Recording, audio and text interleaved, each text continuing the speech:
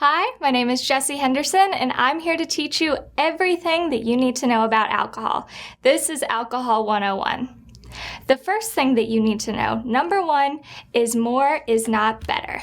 Now, what do I mean by that? So I'm sure all of you know that when you first start drinking, you get a little bit of a buzz going, you really like it, everything's feeling good. So in order to chase that buzz, you keep drinking more and more alcohol. Now, that seems pretty straightforward, like that should be the way it goes. However, that's not the way it goes. More is not better because alcohol has a biphasic response in the body. And what I mean by that is when you first start drinking, alcohol does act as a stimulant. It does give you that buzz feeling. It does feel good. However, from 0.05 to 0.07, anything after 0.07, that's when alcohol starts to act as a depressant in the body. So you reach the peak at the perfect buzz at about 0.05, 0.06, and then after 0.07, you start going down, and you get all the negative effects of alcohol. You start to feel sluggish, you might feel irritated, some people get depressed, some people get angry. But what we like to do is teach people how to stay at their perfect buzz, and we'll talk more about that later when we talk about your personal drink count. The second thing that you need to know is not all alcohol is created equal.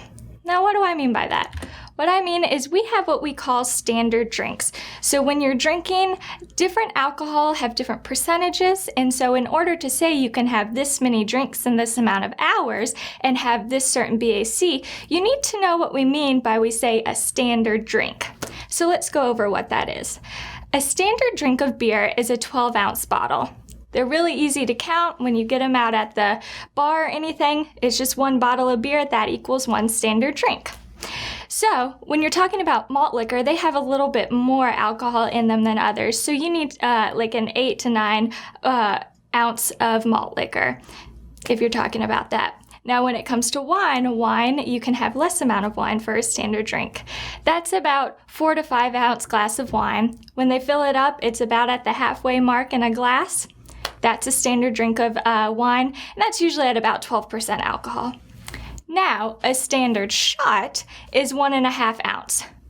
Pretty little as compared to a 12-ounce bottle of beer.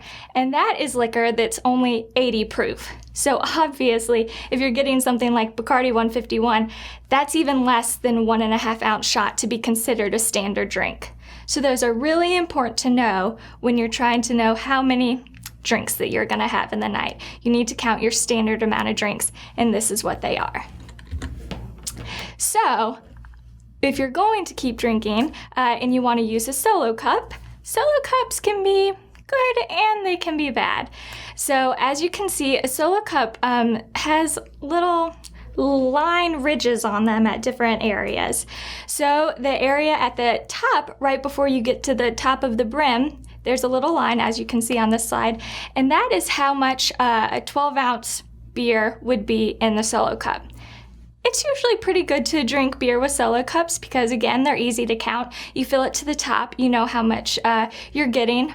It's about one standard drink of beer. So there's another line more towards the bottom that represents 5 ounces, and that's how much you pour your wine to.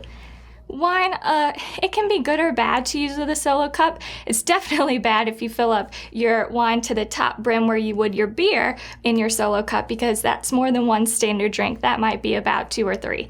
And then at the very, very bottom, that's where the 1 ounce line is. And so if you're going to drink liquor and put it in a solo cup, it's very hard to measure a standard drink when you're doing a solo cup with liquor. So, for instance, if you're out at a party and somebody hands you a solo cup that's filled with some type of mixed drink, I don't know, like jungle juice, some type of punch, I don't know. They're usually mixed half with liquor and half with whatever that other mix is. Now, why is that a bad idea to drink that solo cup?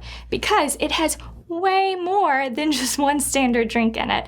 It might have anywhere from 5 to 8 standard drinks in that one solo cup, depending on what type of liquor they mix with it. So you have to be very careful when using solo cups and liquor. With beer, it's a little bit easier because you can count it simply. It goes all the way to the top. Wine, it still is good as well, but with liquor, we really recommend that you might not do that, or at least think about that when you're going to drink a solo cup with a mixed drink. So, I bet you didn't know that about solo cups. Now you know what all those lines mean. They're actually there to help you. So keep that in mind when you're using your solo cup. So obviously this is not one standard drink of liquor or beer.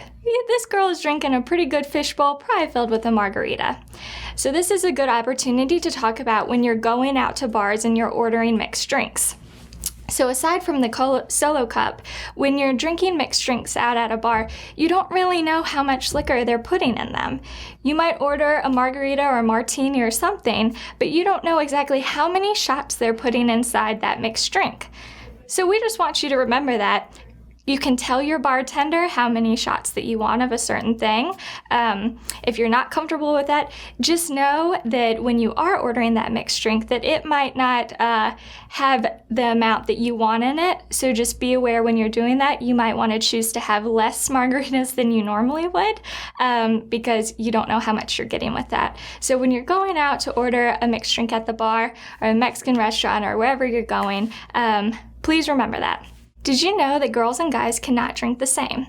Women have 25% less of the enzyme alcohol dehydrogenase in their stomach that's used to break down alcohol. Now, what does that mean? For women, that means that we get drunk faster and stay drunk longer as compared to a man. So if we were drinking, 2 people, 1 woman, 1 man, they both weighed the same, they both had the exact same amount of alcohol, the woman's BAC would be higher than the man's. And that's because women have that 25% less of that enzyme in their stomach. So keep that in mind if you're a woman and you are drinking and you like to drink one-on-one with the guys, or guys, if you want the women to drink one-on-one with you, physiologically, that just cannot happen. So keep that in mind. So did you ever wonder why the big football player boys can always drink the most as compared to the smaller women? Well, that also has to do with size. Little people and big people cannot drink the same. Big people have more blood in their body, so therefore they have a higher blood volume than smaller people. So what that means is when a big person drinks, because they have that higher blood volume, the alcohol is less concentrated in their body as compared to a smaller person who would have the less blood and alcohol would be higher concentrated in there. It's simple science. So therefore, if you are a small woman, you definitely cannot drink the same as a bigger man. Or if you're a smaller man, you can't drink the same as a bigger man, or same thing for women. It has to do with blood volume. So just what is your buzz trying to tell you? So I'm sure as you know, as you drink, your body reacts differently based on how much alcohol that you have. That's pretty normal. So those reactions in your body are the predictable effects that alcohol gives you as you drink. Now, we're going to talk about those a little bit in a second, but one thing that I want to remind you is although you may have different predictable effects than what we're going to show on this slide, it could mean that your body has built up a tolerance to alcohol. So what that means is the predictable effects don't quite match up to the BAC that you may have. So you might be at a 0.10, but you feel like you're at a 0.02. That's fine. That's the predictable effect is different in your body. However, just because the effects of that alcohol feel different in you, that does not change what your BAC actually is. So it still doesn't matter how you may feel. The more drinks that you have, no matter what, your BAC is going to go up. Even though you feel like you might be perfectly fine and you're at a 0.20, which is sometimes when people pass out and you're feeling just fine, your BAC is still at a 0.20, even though that you feel like you may be at a 0.00. So just wanted to throw that out there for you to remember. So now we're going to talk about some of the predictable effects that you might be feeling. So typically at a 0.02, 0.04, that's when people first start drinking. You might feel a little lightheaded, starting to feel a little bit of the drink in your system, but not a whole lot of changes are happening. At 0.05 to 0.07, this is what we call the perfect buzz. This is where we want you to try and stay this or below. This is where you get all the benefits of alcohol, none of the drawbacks. So you might be feeling more relaxed, more flirty, more happy. Alcohol affects everybody in a different way, but this is the point where you've just started drinking and you're at your perfect buzz. So after this, you get to 0.08 to 0.10. This is when you're legally impaired. Now, the reason that this is when they do the cutoff of you can't drive, you can't give consent for sex, is because your inhibitions are way lowered. your reaction time is really getting thrown off. Your self-control has gone down. And also your vision starts to go. So your eyes are a muscle. And so what that means is when you're drinking, alcohol affects your muscles. So even though you feel like you can see fine, you can't. Your eyes are not focusing properly because alcohol is affecting that muscle system. So keep that in mind.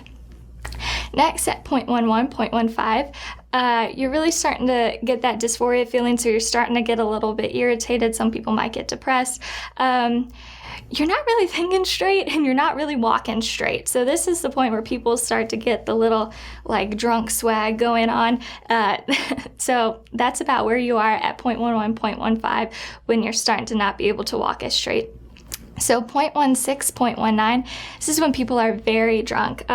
You start to get very dizzy, very nauseous. This is typically when people start to think, oh, I might need to slow down on my drinking. Well, you're a little bit past that point if you're trying to stay at the perfect buzz. So if you're feeling like you're starting to get really sick, you're probably at a 0.19 to 0.16. So at the 0.20, 0.24, this is when people really start to get disoriented. Vomiting starts happening at this point. So actually, when you are throwing up from drinking, that is your body telling you that you're poisoning it. There are too many toxins in my stomach right now, and I have to get that out of me. So that's actually your body's way of helping you and saying, hey, you're poisoning me. You need to stop putting this in my body. That's actually what happens when you're getting sick from drinking. So next, at the 0.25 to 0.30, this is when you're extremely, extremely impaired. This is most of the time when people pass out from drinking. So that's when your body's just had so much toxin, so much alcohol in it that your brain just goes to sleep.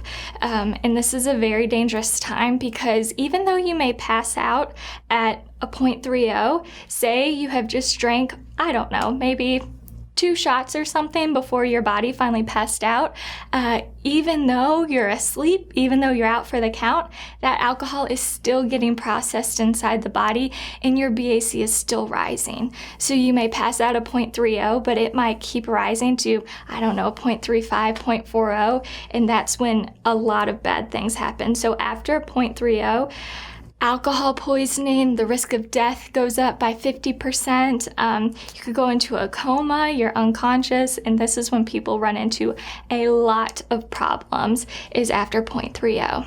So again, like I said in the beginning, although your predictable effects don't always feel like they match up with how much that you've drank, your BAC is still the same based on how much alcohol you've consumed that night. So keep that in mind. Those are some of the predictable effects that you might have when you're drinking. All right, so next let's talk about low-risk drinking and what that means for you. So when we're talking about low-risk drinking, the first thing that you need to know is that every person has a personal drink count. I've referred to it many times throughout this slide. That's why you needed to know what a standard drink is. So your personal drink count is based on your weight and your gender.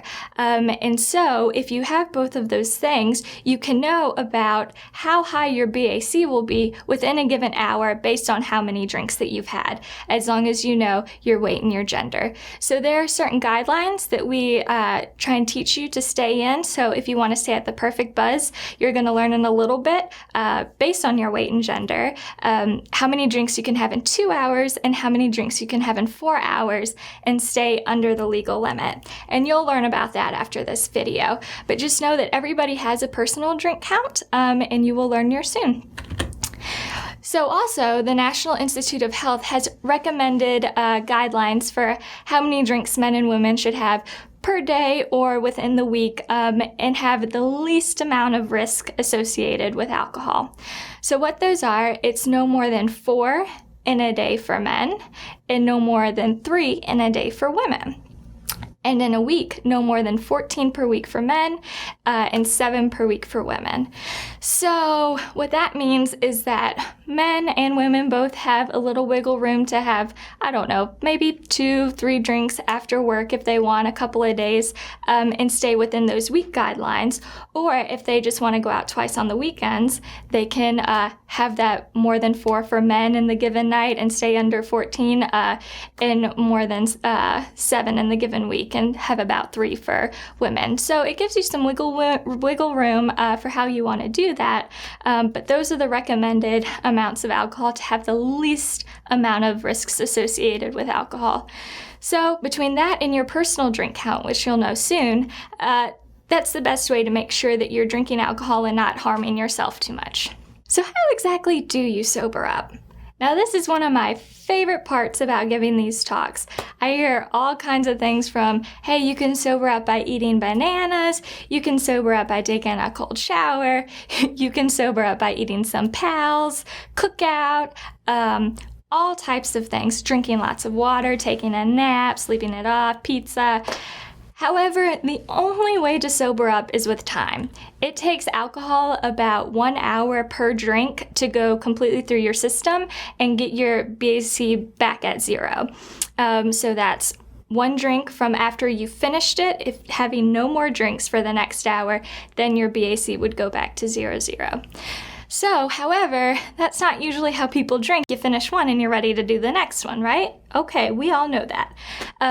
But you just need to remember it does take a lot of time for alcohol to get out of your system. And one thing that we like to warn students about, because we don't want this to happen to you, is every year students get DUIs at 8 a.m. How does that happen? Here's what happens. So you go to bed at 2 in the morning, you've had a bunch of drinks, your BAC is at 0.20, you might be vomiting a little bit, you're getting a little sick, so you go to sleep, try and sleep it off.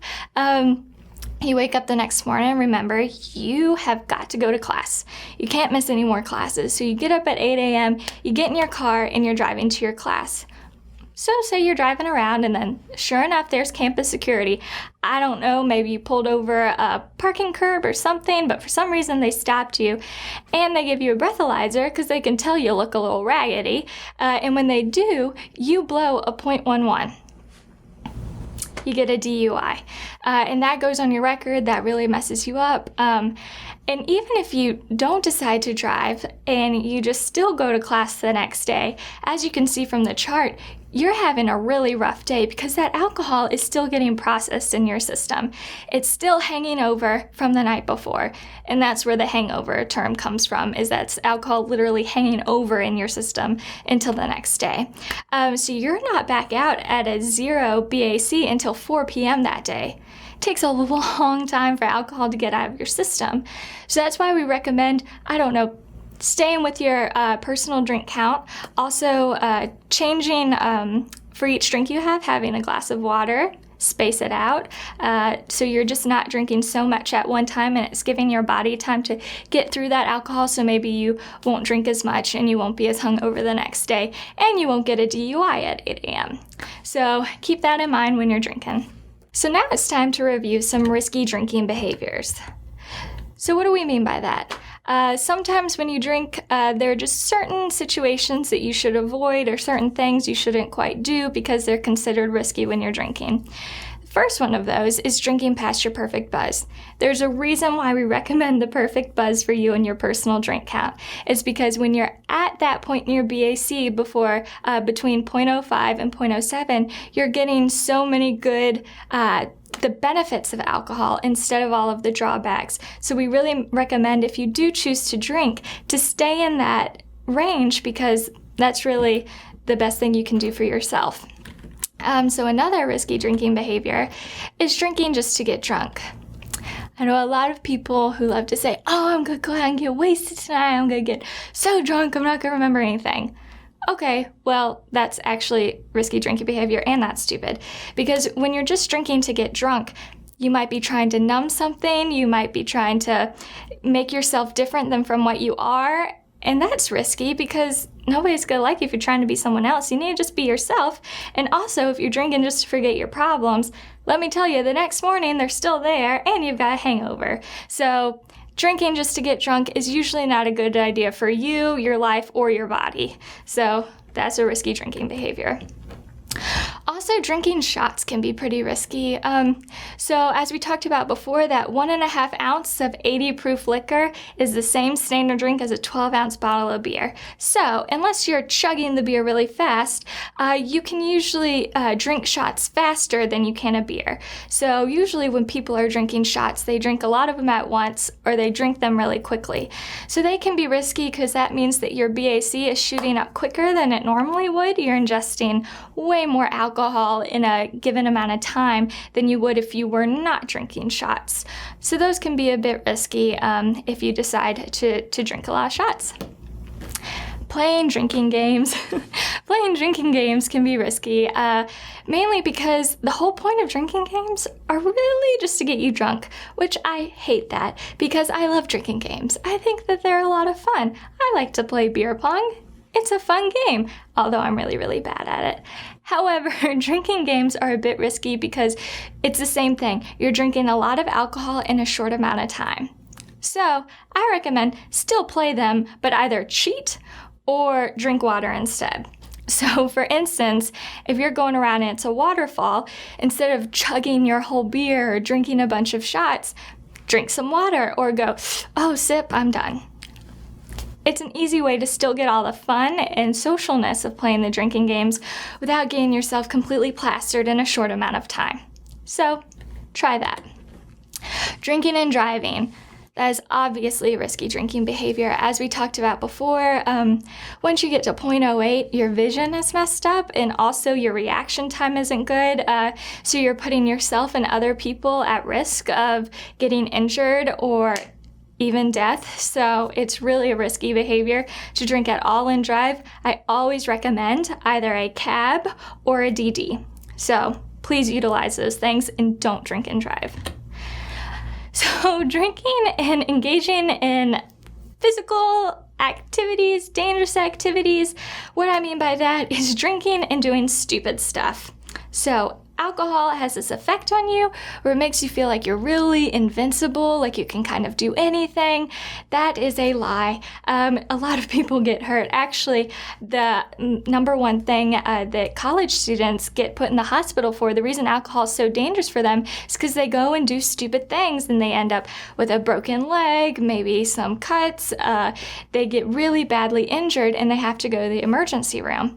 So drinking and doing stupid stuff is definitely a risky drinking behavior, and I'd recommend that you try not to do anything really dumb when you've been drinking or have someone to tell you not to do that. So the next one is drinking alone. So drinking alone can be a risky drinking behavior because sometimes when you're by yourself, if you end up drinking more than you originally planned, you can maybe give yourself alcohol poisoning and no one's there to help you. Some people also, if they drink alone, they get really depressed. So alcohol does act as a depressant. So you need to be careful when you're drinking alone. It's better to drink with people, even if it's only one person, a friend. That's usually better than drinking by yourself. So also, drinking in a novel environment is a risky drinking behavior. Now, what we mean by a novel environment is in some place new. So alcohol is really interesting. There's something called alcohol expectancy. So what that means is your body and your mind know based on your situation how alcohol is supposed to make you feel. So, for instance, if I'm drinking at home with one of my good friends watching a movie on Netflix and I have 2 glasses of wine, I may feel real relaxed, a little giggly, but, pretty much not trying to go wild. Maybe if I have 2 drinks of wine, when I'm out at PRs, I'm ready to dance. I'm ready to get silly. Alcohol affects you differently based on what situation you're in. So if you're in a completely new situation, it doesn't really know how you're supposed to react to that yet, especially if you're also drinking with people that you don't know, which is coming up here in a minute. So we recommend that you drink a little bit less than you normally would, a little bit less than your personal drink count, because you might feel more intoxicated than you actually are because you're in that new situation. Also, drinking in a remote location. Again, if something were to happen and there's an alcohol emergency, if you're somewhere out in the middle of nowhere, you can't really get help. So you need to be in a place where you can get some help if you need it. Drinking on an empty stomach. This is a big one. Food is your friend when you're drinking. It's good to eat before, during, and after your night out of drinking, because the food in your stomach slows down the absorption of the alcohol in your body. So it's a good thing to have that food in there to kind of slow things down, although you will still eventually reach that BAC, because based on how many drinks you had, you're still going to have that high BAC, but it just kind of slows down the absorption so it's not hitting you all at once. It gives you some time to kind of process it, and that's a good thing, because if you do drink on an empty stomach, as soon as you're drinking, it goes right into your system and you get really drunk really fast, and that's no fun. So it's good to not drink on an empty stomach. We talked about this a minute ago, drinking with people that you don't know. Again, it's kind of that novel environment in the alcohol expectancy. You don't know how your body's going to react to that. And also, if you're drinking with people you don't know, your inhibitions are going to be lowered and you don't really know those people, so you could lead yourself into a dangerous situation. So try and at least have one person that you know with you if you're going to be drinking with a bunch of new people. Mixing alcohol and drugs is obviously a risky drinking behavior. Drugs, especially depressants, because alcohol is also a depressant. If you take, a Xanax as well as you're drinking, that really depresses your body so much in your respiratory system in particularly, and you can slow down your breathing so much that you might just stop breathing. So it's really not a good idea to mix alcohol and other drugs. Drinking and having sex is, you would think that people would know this is a risky drinking behavior. Just for obvious reasons. You have the lowered inhibitions. You might decide to hook up with someone that you wouldn't normally. Your vision's messed up. You might hook up with someone that you thought was pretty or attractive, and they ended up, you're not attracted to them. And there they are the next morning, and you're like, oh, shoot. That actually isn't a good idea.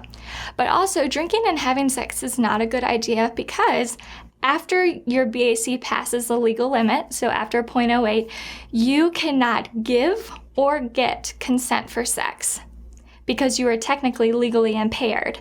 So you cannot legally give consent for sex or get it from someone else because you were drunk.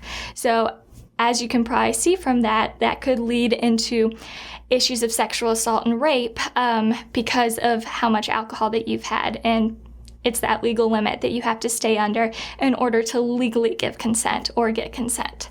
So keep that in mind. Okay, so finally, let's go over what alcohol emergencies are.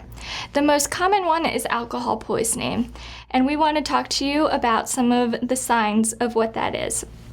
So if there is a person who has been drinking quite heavily, and you've been watching them and you can tell that they're getting very, very drunk, this is the top signs that you should look for to see if that person might be about to have alcohol poisoning. So one, if the person has passed out and you're shaking them and they won't wake up, so you might smack them in the face a little bit, shake them a whole lot, splash water on them, and they're still just like out. And even if they just look up for a second but then go back to sleep, that's still not good unless they come fully conscious and say, hey, I'm fine, I'm just sleepy. It's usually not a good sign if they just cannot be woken up. Another thing to look for is if their skin is really cold, clammy, if it's turned blue or pale, that's usually a sign of an alcohol emergency. Also, if their breathing has changed, if it's very slow or irregular, again, that's another sign of an alcohol emergency.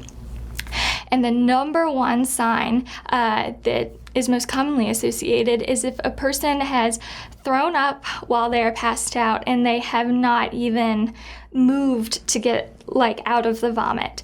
That means that they are so out of it that they can't even get away from their own vomit. And that's not good, because they might not get it all the way out and it could get stuck in their throat and they aspirate and they die. So here is what you should do if any of those things are happening.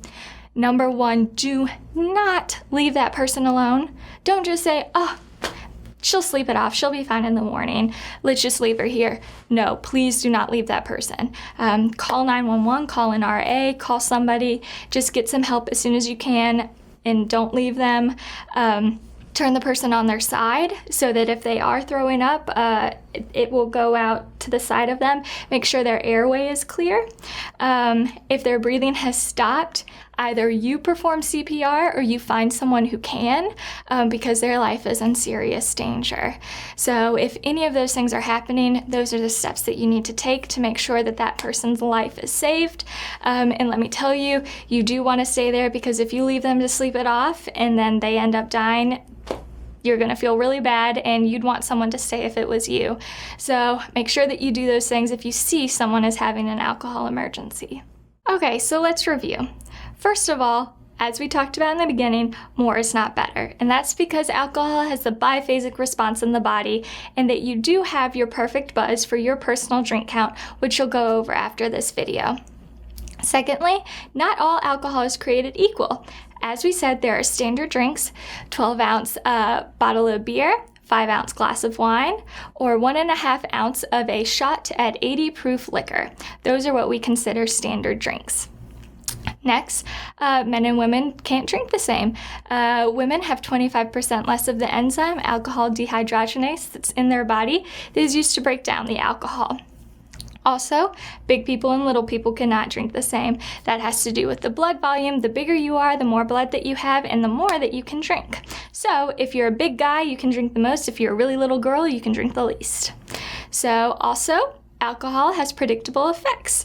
If you drink heavily on a regular basis, you might develop a tolerance, but that does not mean that your BAC is changing.